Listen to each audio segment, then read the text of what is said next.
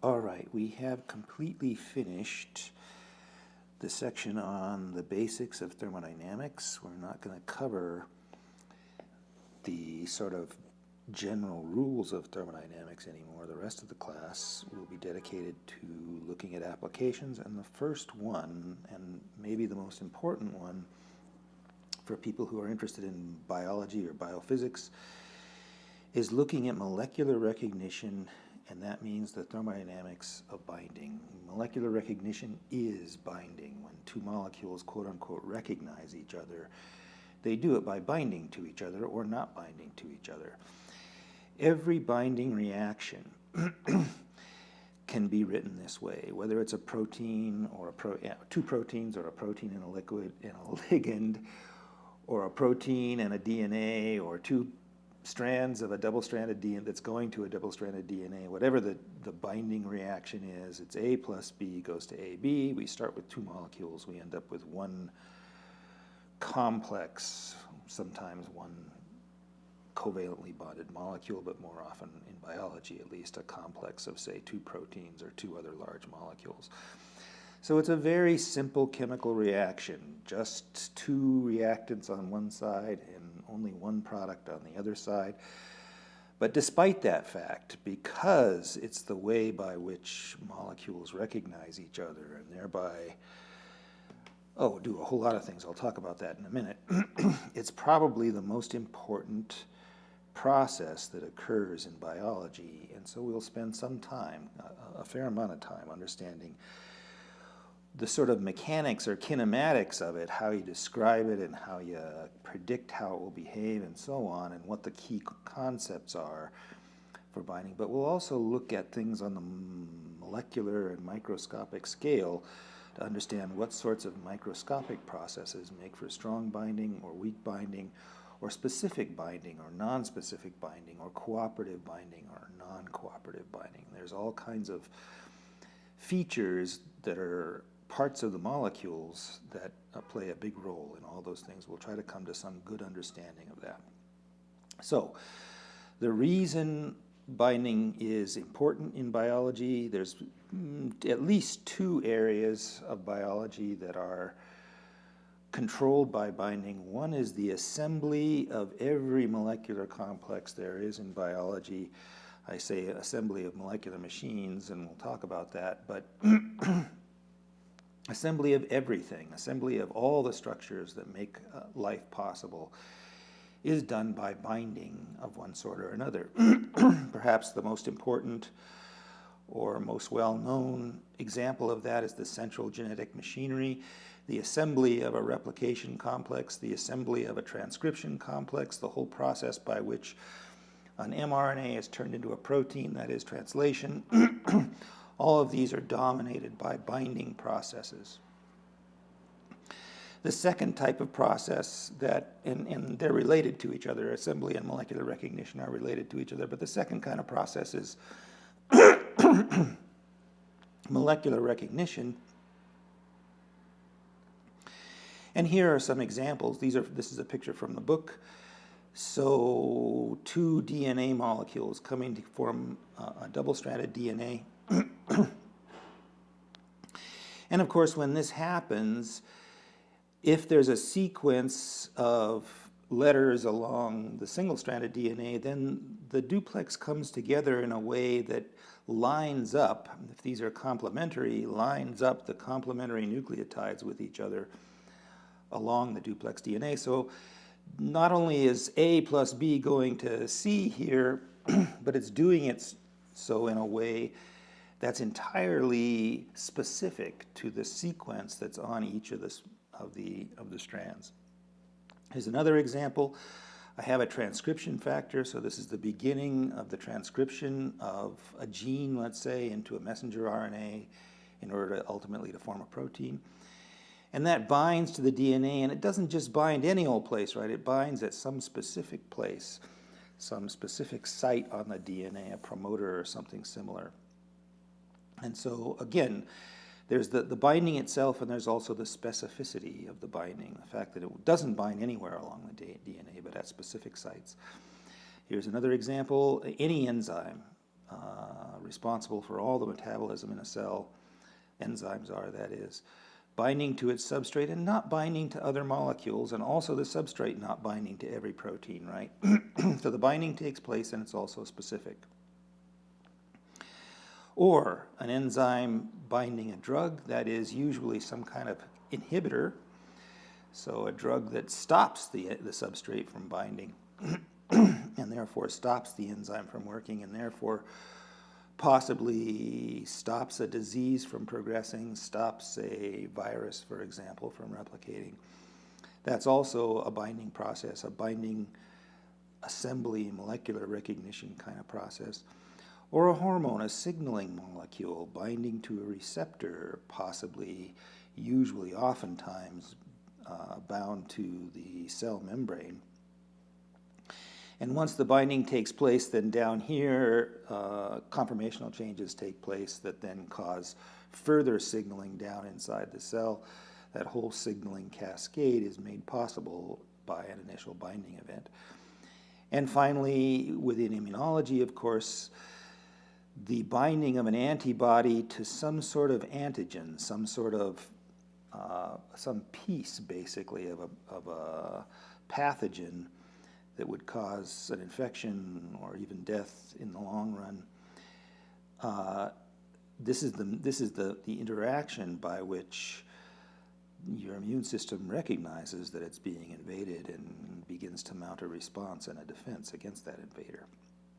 So these are just a few examples of the kinds of things that go on in every kind of biology, from the most basic to somewhat less basic things. I mean, the immune system is not really basic to life per se, but it's really important to us human beings, of course. Each one of these binding events can be characterized in three different ways. One is by the strength of the binding. Is the binding strong enough so that the complex stays together and doesn't fall apart? A second one is by the specificity of the binding. That is, if I have a whole bunch of possible targets and I have molecule A can bind in principle to all those targets, how many of those targets does it actually bind to? If there's 100 targets out there, will molecule A bind to all of them or just to one particular one? If it just binds to one, then it's highly specific. If it binds to many of them, then it's non-specific. It'll bind to most anything. And then the third thing is the idea of cooperativity. Sometimes it happens that an assembly or binding process won't happen unless a whole bunch of units combine at the same time. That leads to what's called cooperativity and leads to switching behavior or very rapid on-off kinds of behavior, which is, of course, useful in signaling networks and in many other places. All right, so we'll be looking at all three of these aspects in turn, especially the first two, strength and specificity, are probably the most important one. The cooperativity, a little less important, but we will look at it. And we'll look at them in turn. So we'll look at the strength of the binding first, then we'll look at the specificity, and finally we'll look at the cooperativity. So the strength of binding can be measured, or a measure of that is what's called the dissociation constant, Kd, for binding. So to understand what that is, let's consider our basic binding reaction. Protein is what that P is meant to stand for. Ligand is what L is meant to stand for, and it goes to PL. But of course, this can be two proteins, it can be two DNAs, it can be any two things. We call it P plus L because we're thinking of a protein-ligand interaction, but it doesn't have to be that. There's a delta G, a standard state delta G of binding for that reaction.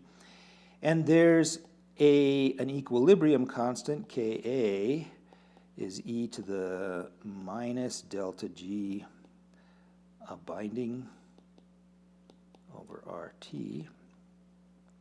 And that's equal to, at equilibrium, that's equal to the reaction quotient evaluated at equilibrium. And now let me point out, I'm going to make some simplifications to make things a little less clumsy later on. I'm going to assume that from this point on that all of the activities, except where I point out, except where actually pointed out, that all the activities are going to be molar concentrations divided by 1 molar steady state, or standard state concentrations. And also, I'm going to drop the little subscript EQ here. I'm going to just assume that the concentrations that we're talking about are all at equilibrium already. So these EQ subscripts I'll drop eventually, and I've already in this expression dropped the activity notation. We're just assuming that activities are molar concentrations from now on. All right, the delta G of binding is related to the association constant. This equilibrium constant is called, Ka is called the association constant. It's related to the delta G of binding by minus RT log Ka. And again, the binding free energy, the reason there's a focus on that is, as we'll see later, we can get a pretty good idea what kinds of things contribute to this. We can make a list of 10 or 11 different factors, each of which contributes a bit to the delta G of binding, and that means you can get a pretty good idea by looking at two proteins, let's say, looking at their structure and the surface properties and so on, and their shapes. You can get a pretty good idea what kinds of things are giving rise to either a large and favorable delta G of binding or a weaker one, or maybe even an unfavorable delta G. All right, so that's the association process, the actual binding process. But it turns out, for reasons that aren't at first immediately obvious but will become clear later, that most of the time we don't want to work with the association, the actual binding process. It's better to work, it's more convenient to work with the dissociation process, the process of coming apart. So P plus L, PL goes to P plus L. Obviously, this is just the reverse reaction of the binding reaction, and since the reverse reaction is related thermodynamically to the binding reaction, it doesn't matter from a thermodynamic point of view which reaction we look at, and if this one's more convenient, and it turns out to be, then we might as well look at the dissociation reaction. So the delta G for the dissociation reaction is equal to the negative of the delta G of the binding reaction. So it turns out, because delta G binding has, we have a good feeling for what kind of things contribute to that, we continue to use the delta G of binding as the sort of relevant free energy quantity, even though it's the opposite or the negative of the delta G for the dissociation process. Remember that negative sign, though. It comes into all the formulas that we look at later. Second, the equilibrium constant expression. Now you remember that these all have EQs on them, but we've dropped all those EQs. And also remember these are all really activities, but we've dropped the activity notation and so on. Anyway, the equilibrium concentration is then that the KD is equal to products over reactants, so products P and L over reactants PL. And that's just 1 over the association constant. So whether we use association or dissociation is sort of up to us, but it turns out that the dissociation constant is the one that everybody uses for reasons of practical convenience. All right, so then delta G of binding is equal to minus RT log of K for association. That's what I wrote up above. That's this up here.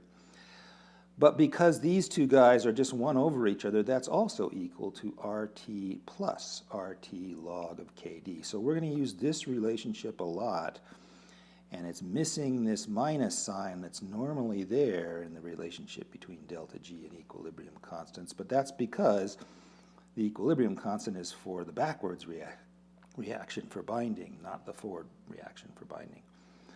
All right, because we're going to be using the dissociation constant mostly in the discussion down below, let's look a little bit at its properties.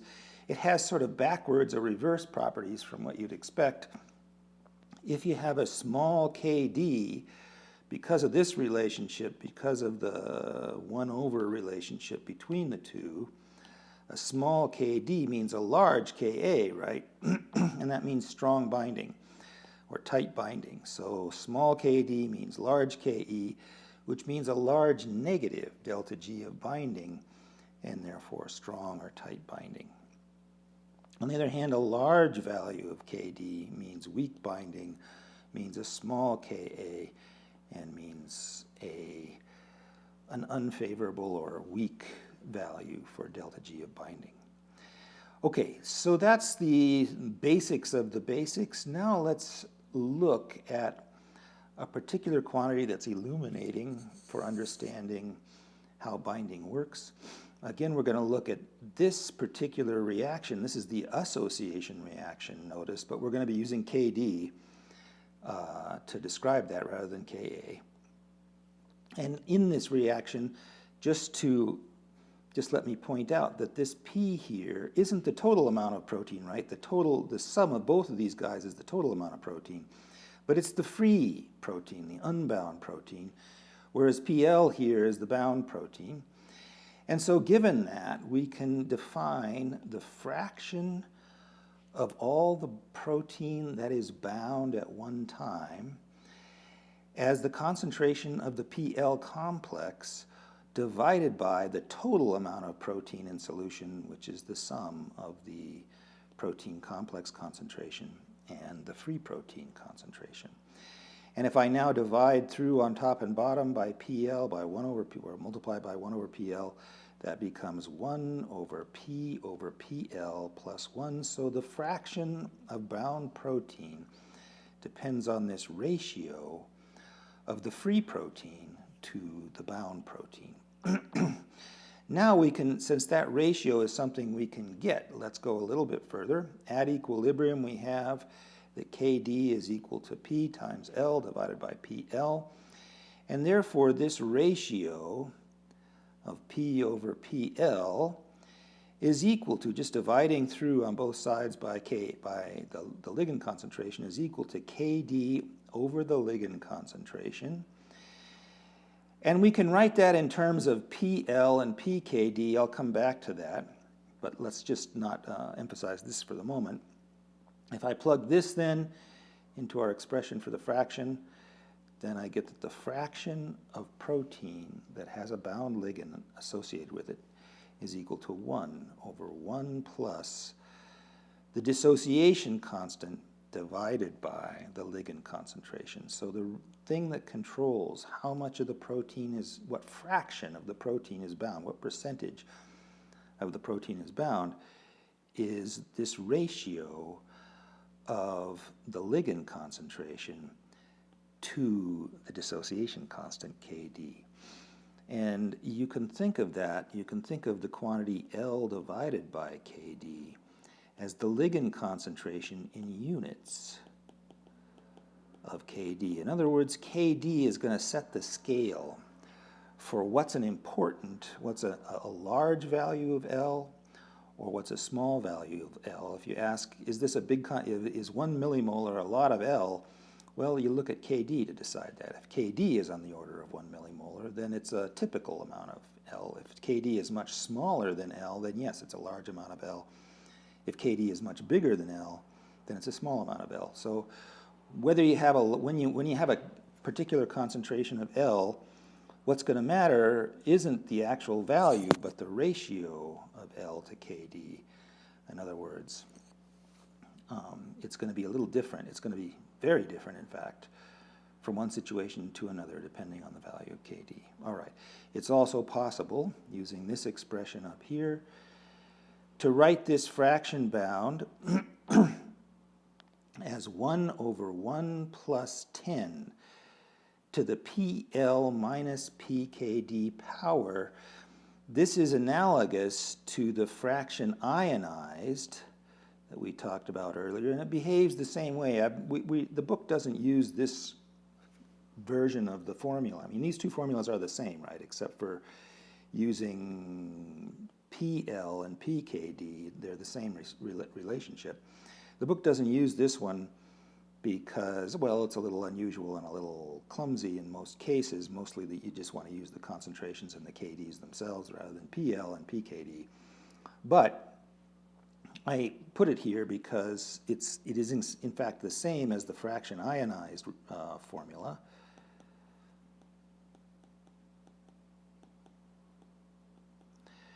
For the ionization of a base. It's the fraction ionized case for BH plus in our discussion from a couple times ago. And so, as I said then, the logic for creating these relationships is the same between, and it's, you know, a dissociation, an acid dissociation reaction is a dissociation reaction, even though it's only H plus that's binding and unbinding, and so you'd expect it to be the same. All right, as I said just a minute ago, the value of the dissociation constant, Kd, sets the scale in the ligand concentration, L, for binding. So if L is much, much smaller than Kd, then there won't be anything bound. We'll see a picture of what that means graphically a little bit down below. If L is equal to Kd, so in other words, if L over Kd is equal to 1, and I plug that in here, I get 1 plus 1, that's 2, and so I get a half, right? I get the fraction is equal to half. So when L is equal to Kd, the protein is half saturated with ligand. That's an important statement, an important bit of understanding for how binding works.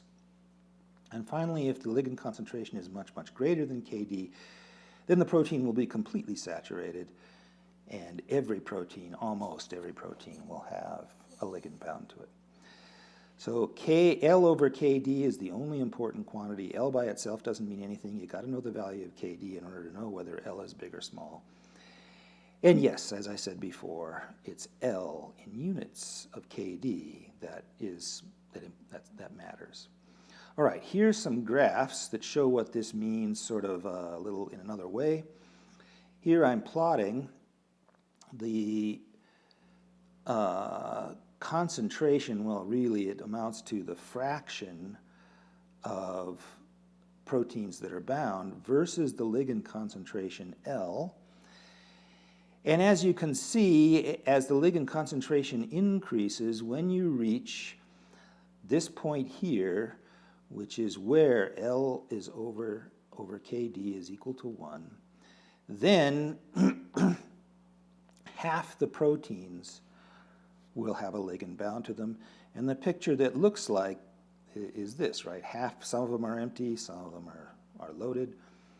And on average, at least, there's fluctuations going on all the time, of course, but on average, half of the protein molecules will be loaded and half will be empty.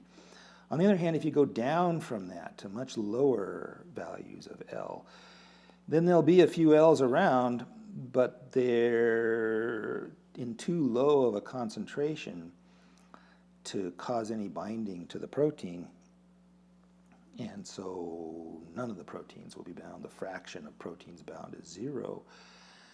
On the other hand, if you now increase the value of L to, let's say, 100 times Kd, it takes about that much. You've got to get a really good excess of L over Kd before you really get things saturated. Then you've got so much L around that every single protein will have an L bound to it. But again, that takes about a 100-fold excess. You know, it takes a 10-fold excess to get a pretty good fraction, a pretty large fraction of a protein saturated, but it takes a 100-fold excess to really get them all saturated, or almost all of them saturated. And that's what this curve is showing, right? The fraction is going towards 1 as the ligand concentration goes towards infinity. Here's the same thing again, but now this is plotted on a logarithmic scale. Notice it's the logarithm of L over Kd here, and the fraction bound is on the other axis. Rather than on a linear scale, this is with the ligand concentration on a linear scale. This is with the ligand concentration on a log scale. And if it's a log scale, then that means we're really looking at things on the x-axis in terms of PL. PL is minus the log base 10 of the L concentration. That's analogous, right, to pH, which is minus log base 10 of the H plus concentration. Here we're just, instead of pH, it's PL. but the minus log part is what the P means. And so it's the same quantity except for L substituted for H. So this is essentially a log scale for the concentration. And now on a log scale, instead of having to go to a 100-fold excess, you're just going to a 2, to a value of 2. And because of the minus sign here, there's minus signs on this side of the axis and plus signs on this side of the axis. But all of that is just details. The important thing is that what this curve is showing is that as you go from very low ligand concentration down here to very high concentration up here, the binding turns on fairly quickly and eventually saturates as you go to higher and higher excesses of the ligand concentration. And this curve, I think I could go back to the old notes, in fact, and show it. This is exactly the same curve as for fraction ionized. So everything we learned at that point applies here as well. Now, I've said this now in another way, but let's talk about what this KD value means in a way that's typical of the way people talk about KD out in the literature and out in the research environment. Let's suppose that it turns out, for some particular binding reaction, that KD is equal to 1 times 10 to the minus 3, so 0.001, a small KD, but it turns out that KDs get much smaller than that, so that's actually a fairly large KD in this business. That would mean that F will be half saturated when the ligand concentration is also 0.001 molar, or 1 millimolar. In other words, the value of KD is setting the scale or the value of L where you get half saturation. And there's a terminology for that we say then that this binding reaction has millimolar affinity, or we say that P has millimolar affinity for L if KD is 10 to the minus 3. What happens if K is equal to 10 to the minus 6 now? So it's a much smaller value, right? And remember that small values of KD mean tight binding, large values of KD mean weak binding. Actually, this case would be considered weak binding. Millimolar affinity is considered weak because most of the time when we're worried about binding at all, we see much stronger binding than millimolar affinity. That means that F would be half when the ligand concentration is 1 micromolar now, 10 to the minus 6 molar, and so much smaller, 1,000 times smaller. And the nomenclature for that is micromolar affinity.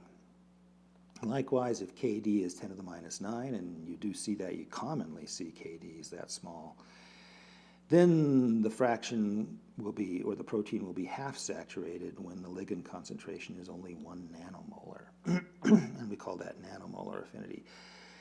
Most of the time when we're talking about binding reactions in biology at all, they're in this range or smaller even yet. That you can have 10 to the minus 12, 10 to the minus picomolar affinity, 10 to the minus 15 femtomolar affinity. Those things also occur. We'll see that in a table a little lower down. Millimolar affinity also does occur, but it only occurs for, well, we'll talk about this, but it only occurs for cases where the thing you're trying to bind is already present in millimolar concentrations, and it turns out that that's relatively high concentration. Relatively few things in biology have that high a concentration. ATP does, for example, but most other molecules are at much lower concentrations than 1 millimolar. All right. So here's the same business. Here's affinity, right? Millimolar, micromolar, nanomolar, picomolar, femtomolar. Here's the KD that associates with each of those affinities, 10 to the minus 3, 6, 9, 12, and 15. I guess in principle you could have 10 to the minus 18 or 10 to the minus 21, though I have to say I haven't seen any of those examples, or I think if I went looking I could probably find examples like that, but these are rare. Whereas the rest of these are pretty common. Even the millimolar affinity, which is considered to be quite weak, is still pretty common. And there's a delta G associated with each of these KDs as well. So delta G binding is equal to plus, remember, RT log of KD. And if you just plug the numbers in, you plug this into here, and you're at room temperature. So this is all at 300 K or near about 298 K. Then you get 17, minus 17 kilojoules per mole. Notice a minus sign, right, because KD is a small value, 10 to the minus 3, gives you, that means this log will be negative. That's where this minus sign is coming from. So minus 17, or about minus 20, minus on all of these. And so that's millimolar affinity corresponds to about minus 20 kilojoules per mole. Micromolar affinity corresponds to about minus 35 kilojoules per mole. Nanomolar affinity corresponds to about minus 50. Picomolar about minus 70. And femtomolar, the strongest sort of typical value, corresponds to minus 90 kilojoules per mole. So as far as delta G binding is concerned, the range of possible delta G values goes from about minus 20 kilojoules per mole to about minus 90 kilojoules per mole. And the 90 is actually kind of rare. It's really more like about minus 70 that you'll typically see.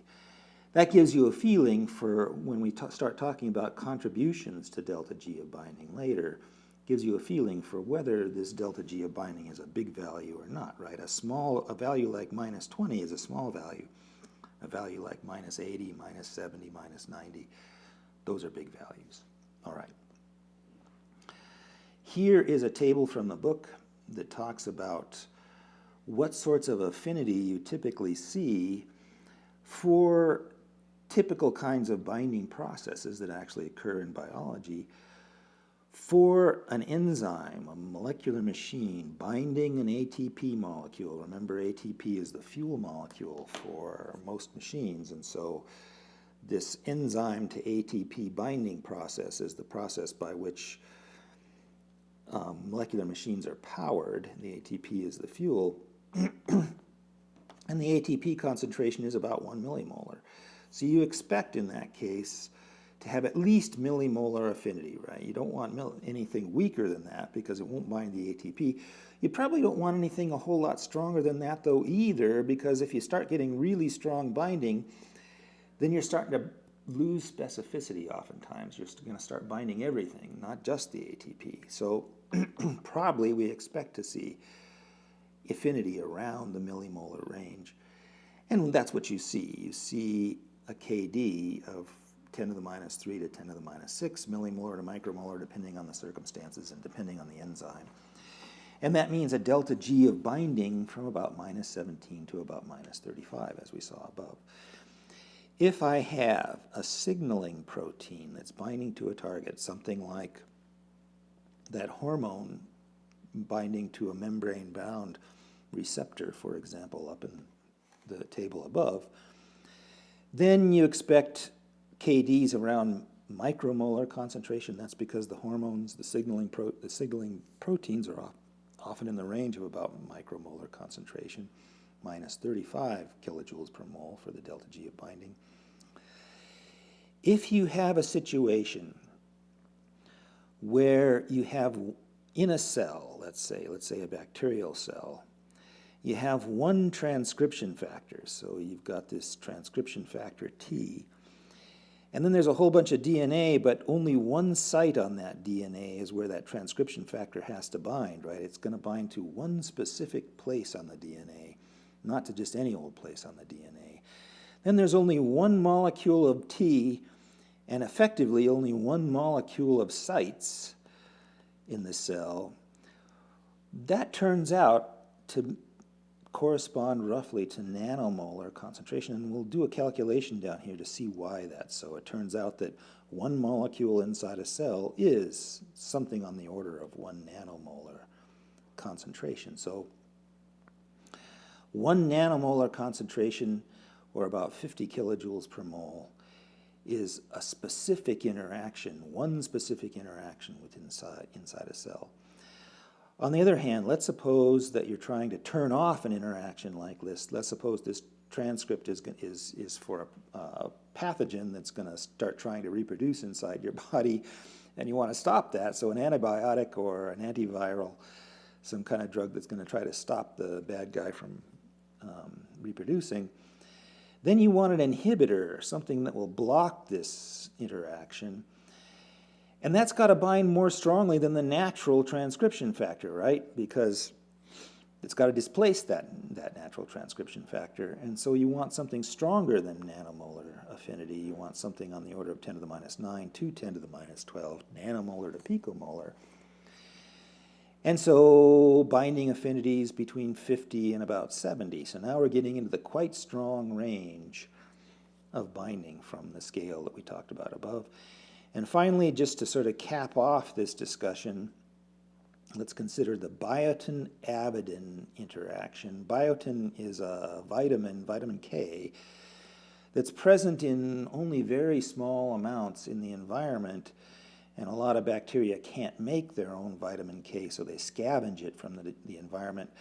But since it's present in such low concentrations, they have this receptor for it, this receptor protein for it called avidin, which has an enormously high and strong binding constant so that it scavenges up all the weak amount of biotin that's in the surroundings. And then you get a binding constant, a KD, of around 10 to the minus 15 for femtomolar affinity, or about minus 90 kilojoules per mole for the delta G. And yes, that's femtomolar affinity. And that's, I mean, there are, I suppose, probably stronger interactions than biotin-avidin, but it's one of the most strong interactions that there is. The biotin-avidin interaction starts to approach, I mean, this minus 90 here is starting to approach the strength of a covalent bond. So even though it's a non-covalent interaction, it's the interaction between a protein and some ligand molecule. It doesn't involve any covalent bonds. It's strong enough still so that it's starting to rival covalent bonds in its strength. All right, I set up above that if you've got sort of one molecule in the cell binding to one other site or one other molecule inside the cell, then that requires nanomolar affinity. Let's see why that's so. Let's consider a bacterial volume. So a bacterial cell, let's suppose our bacterial cell is about 2 microns long and about 1 micron in diameter, and it's a little cylinder. We're going to treat it as a cylinder. Those are typical dimensions for, say, an E. coli or other bacteria. Bacteria vary in size quite a bit, but those are pretty typical values. If you calculate the volume of a cylinder that's got a 1 micron diameter and a 2 micron length, that turns out to be around a femtoliter, that is 10 to the minus 15 liters.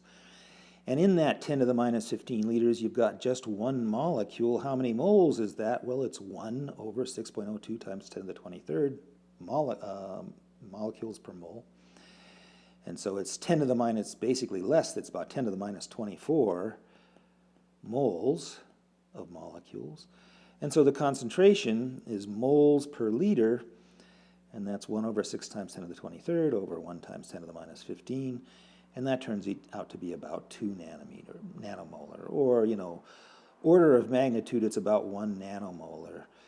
That's the concentration for a bacteria, for a single molecule binding to another single molecule inside a typical cell. Now, bacterial cells are much smaller than eukaryotic cells. They're much smaller, much smaller, hundreds of times, maybe even thousands of times smaller than the volume of, say, one of our own cells, a human cell. But in a cell that big, there's often multiple copies of the proteins. It's rare that you actually have one molecule binding to one other molecule inside a big cell like that. So this value tends to be good, even for much bigger cells. This is a good estimate of what sorts of concentrations, what type of affinity you need to get sort of one-to-one binding inside every cell, not just bacterial cells. All right, so the concentration must be about 2 nanomolar, for there to be one molecule that gets bound inside a typical cell. And KD in the nanomolar range is enough to capture that. And such KDs are therefore common. Very often antibodies, for example, very often have nanomolar affinity or even stronger. The affinity between a transcription factor and a single site on the DNA are in that range. Many, many interactions are in that range.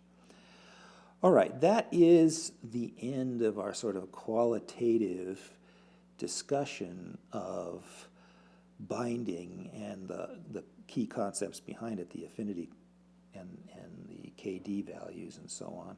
So let's stop there and we'll pick up the next topic, which is scattered plots, in the next lecture.